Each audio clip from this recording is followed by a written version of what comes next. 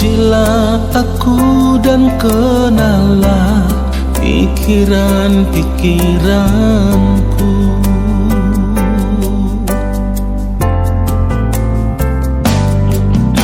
Selidikilah aku, ya Allah, dan kenalah hatiku.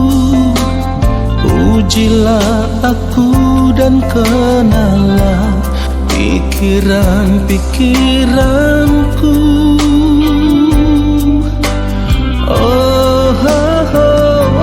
Lihatlah apakah jalanku seru, dan tuntunlah aku di jalan yang kekal. Lihatlah apakah jalanku seru, dan tuntunlah aku di jalan yang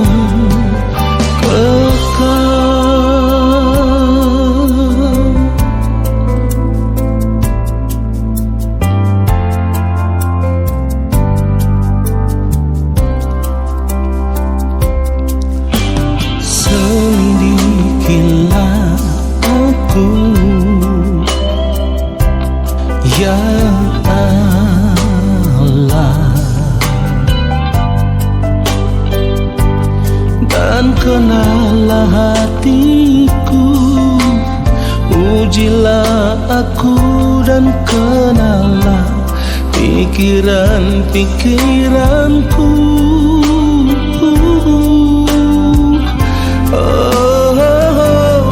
Lihatlah apakah jalanku seru, dan tuntunlah aku di jalan yang kekal. Lihatlah apakah jalanku seru, dan tuntunlah aku di jalan yang kekal.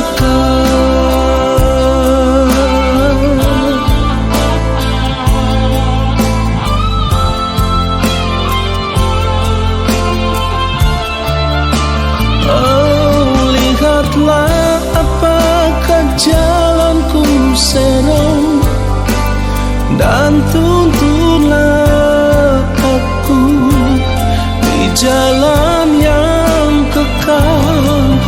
Lihatlah apakah jalanku seru, dan tuntunlah aku di jalan yang kekal, dan tuntunlah aku di jalan yang kekal.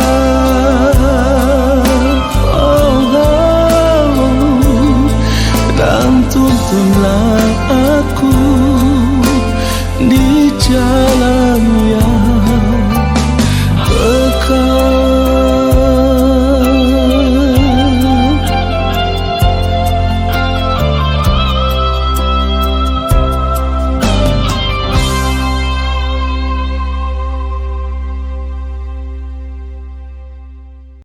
Shalom Bapak Ibu Saudara yang dikasihi oleh Tuhan Yesus Kristus. Baiklah, saat ini mari kita sungguh-sungguh siapkan hati kita semua. Lalu kita mau menanti-nantikan Bapa di sorga berbicara bagi kita lewat kebenaran firman-Nya. Mari kita berdoa. Ya Bapa, saat ini kami mau duduk diam di dalam hadirat-Mu.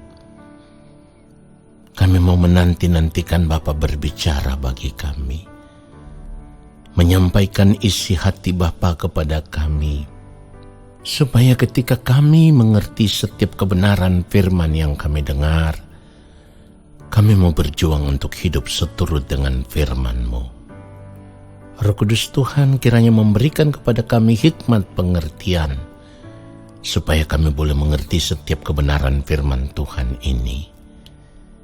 Yang mulia, urapilah hamba-Mu untuk menyampaikan akan kebenaran firman-Mu sesuai dengan kehendak-Mu ya Bapa. Taruhlah setiap perkataan dalam mulut hamba-Mu ya Tuhan, supaya apa yang hamba sampaikan itu merupakan kebenaran yang benar-benar berasal dari Bapa, dari hati dan pikiran Bapa. Di dalam nama Tuhan Yesus Kristus, kami siapkan hati kami untuk kebenaran firman Tuhan saat ini. Haleluya. Amin. Saudaraku yang dikasihi oleh Tuhan Yesus Kristus, apa yang saat ini sedang kita nanti-nantikan? Atau apa yang saat ini sedang kita harapkan itu terjadi di dalam hidup kita? Itulah yang harus kita renungkan, itulah yang harus kita perkarakan. Ini hal yang serius, sebab sebagai orang percaya kita harus tahu yang sedang kita harapkan terjadi di dalam kehidupan kita saat ini itu apa. Saudaraku, jika harus jujur, maka sebenarnya sampai saat ini yang menjadi kerinduan hati kita, yang menjadi hasrat hati kita, kita selalu menanti-nantikan segala sesuatu yang berkaitan dengan kesenangan hidup dunia ini. Sehingga, perhatikan ini, sehingga hampir-hampir tidak ada lagi di dalam pikiran kita atau di dalam hasrat hati kita kerinduan untuk menanti-nantikan Tuhan di sepanjang waktu hidup kita. Padahal penantian terhadap segala sesuatu yang kita anggap itu menyenangkan bagi kita, itu bisa menyukakan kita, itu bisa membahagiakan kita, itu bisa memberi kenyamanan hidup bagi kita. Ketika kita masih berada di dunia ini, itu adalah penantian yang sia-sia. Kita harus mengerti akan hal itu, ya. Itu merupakan penantian yang sia-sia, saudaraku. Namun itulah realitas hidup yang terjadi saat ini. Sebab di dalam kehidupan manusia pada umumnya, mereka selalu mengarahkan hasrat hati dan keinginan diri mereka hanya tertuju kepada perkara-perkara dunia ini, saudaraku. Itulah kenapa saya katakan itu kesia-siaan, karena itu fana, itu sementara. Nah, sebenarnya sebagai orang percaya, kita sudah tidak boleh lagi menaruh harapan kita, hasrat hati kita, keinginan diri kita tertuju kepada perkara-perkara yang fana ini, kepada perkara-perkara yang sementara ini. Karena sebagai orang percaya, kita memiliki pengharapan yang berbeda. Orang percaya harus sudah mengarahkan pandangannya tertuju kepada Tuhan dan kerajaannya dan bukan yang lain, saudaraku. Kita tidak boleh menjadi orang yang bodoh. Ya, kita tidak boleh menjadi orang yang bodoh yang hanya mau mengarahkan hasrat hati kita dan keinginan diri kita kepada perkara-perkara yang sia-sia, sementara kita tidak pernah memiliki hasrat hati, kerinduan hati untuk menanti-nantikan Tuhan, saudaraku. Ini ironis sekali. Kalau kita berkata kita orang percaya, tetapi kita tidak pernah memiliki kerinduan untuk menanti-nantikan Tuhan dan bukan yang lain, maka sebenarnya hidup kita ada di dalam bahaya, saudaraku. Oleh sebab itu, mari kita tanyakan diri kita masing-masing. Mari kita periksa, mari kita perkarakan keinginan diri kita, kerinduan hati kita. Apa yang kita nantikan saat ini? Apa yang kita harapkan saat ini, saudaraku? Saudara dengar baik. Kalau saat ini kita hanya mengarahkan kerinduan hati kita, keinginan hati kita tertuju kepada perkara-perkara dunia, maka suatu saat nanti ketika kita berada di balik kematian, kita akan mendapat malu. Perhatikan, kita akan mendapat malu. Kenapa? Karena menantikan apa yang menjadi kesenangan-kesenangan hidup dunia yang kita anggap itu membahagiakan, hal itu sama dengan kita berkhianat kepada Tuhan. Kalau kita tidak pernah merindukan Tuhan, tidak pernah menanti-nantikan Tuhan saat ini, sama dengan kita berkhianat kepada Tuhan, saudaraku. Kalau kita membaca di dalam kitab Mazmur, Daud pun menyadari akan hal itu, saudaraku. Mari kita lihat Mazmur 25, ayatnya yang ketiga. Demikian firman Tuhan, "Ya, semua orang yang menantikan Engkau takkan mendapat malu. Yang mendapat malu ialah mereka yang berbuat khianat dengan tidak ada alasannya." Jadi kalau kita berkata kita ini orang percaya, lalu saat ini kerinduan hati kita terhadap dunia ini dengan segala kesenangannya lebih dari kerinduan hati kita akan Tuhan, lebih dari kerinduan hati kita menanti-nantikan Tuhan, maka kita berkhianat kepada Tuhan. Dan itu artinya kita akan mendapat malu ketika kita nantinya berada di hadapan Tuhan. Jadi tidak boleh ada gairah lain, tidak boleh ada hasrat hati yang lain yang mengalahkan gairah hati kita untuk menanti-nantikan Tuhan. Saudaraku, dengar itu? Kerinduan hati kita untuk menanti-nantikan Tuhan setiap saat di sepanjang hari hidup kita harus menjadi satu-satunya kerinduan yang ada di dalam diri kita ini. Tidak boleh ada yang lain lagi. Mazmur 25 ini kalau kita membaca ayatnya yang keempat, "Beritahukanlah jalan-jalan-Mu kepadaku.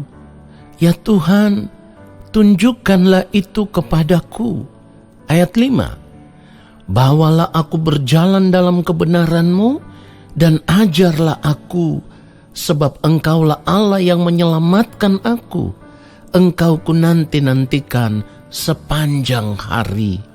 Bapak Ibu Saudaraku, kalau firman Tuhan katakan Engkau ku nanti-nantikan sepanjang hari, ini bukan tanpa alasan, saudaraku. Karena hanya Tuhanlah yang akan membawa kita sampai masuk kepada kehidupan yang kekal. Nah, oleh sebab itu setiap hari kita harus belajar mengerti apa yang menjadi kehendak Tuhan. Hal itu sama dengan apa yang firman Tuhan katakan, "Beritahukanlah jalan-jalan-Mu kepadaku. Ya Tuhan, tunjukkanlah itu kepadaku." Saudaraku, hal ini harus menjadi satu-satunya pergumulan hidup kita. Ini harus menjadi permohonan kita, di mana kita rindu mengerti jalan-jalan Tuhan sama dengan kita rindu mengerti akan kehendak Tuhan. Lalu dengan mengerti akan kehendak Tuhan atau mengerti jalan-jalan Tuhan, kita akan menjaga hidup kita tetap ada dalam kesucian, tetap ada dalam kekudusan, tetap ada dalam kebenaran. Ini kerinduan yang benar. Itulah kenapa Daud berkata, "Bawalah aku berjalan dalam kebenaran-Mu dan ajarlah aku, sebab Engkaulah Allah yang menyelamatkan aku. Engkau ku nanti-nantikan sepanjang hari." Saudaraku, seharusnya kalau kita melihat kerinduan hati Daud ini sebagai orang percaya, kita malu. Kenapa? Karena kita hidup sebagai orang percaya yang sudah mengerti bahwa di dalam Kristus kita sudah menerima kasih karunia Allah. Kita sudah menerima anugerah keselamatan di dalam Kristus. Tetapi ternyata kita tidak sungguh-sungguh mau menanti-nantikan Tuhan. Kita tidak sungguh-sungguh merindukan kedatangan Tuhan.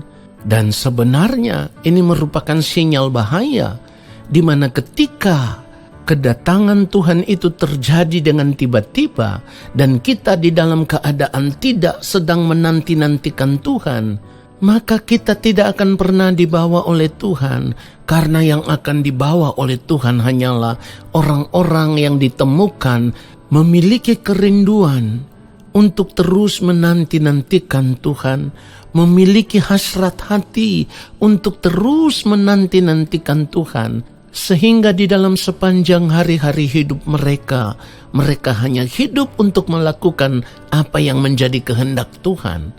Mereka tidak memikirkan lagi dunia ini dengan segala kesenangannya, karena mereka tahu benar segala sesuatu yang Bapa sediakan di dalam kerajaannya bagi orang-orang yang saat ini hanya mau menanti-nantikan kedatangan Tuhan, itu jauh lebih mulia dari segala sesuatu yang bisa dinikmati di dunia ini, saudaraku. Oleh sebab itu kita harus menyadari akan hal ini, lalu kita mau arahkan hati kita, pikiran kita, segenap hidup kita, di sepanjang hari hidup kita selama kita masih ada di dunia ini, kita hanya mau menantikan Tuhan saja. Kiranya kebenaran firman Tuhan ini menyadarkan kita semua. Haleluya. Amin. Saudaraku, mari kita arahkan hati kita kepada Allah Bapa di sorga. Angkat tangan kita di hadapan Bapa dan terimalah berkat-Nya. Segala berkat kasih karunia daripada Allah Bapa di sorga, rahmat cinta kasih yang berlimpah-limpah dari Gembala Agung Tuhan Yesus Kristus, di dalam persekutuan yang manis dengan Roh Allah yang kudus, kiranya turun atas kehidupan kita semua, menyertai langkah hidup kita semua, dan memberkati kehidupan kita semua, sekarang dan sampai selama-lamanya. Amin.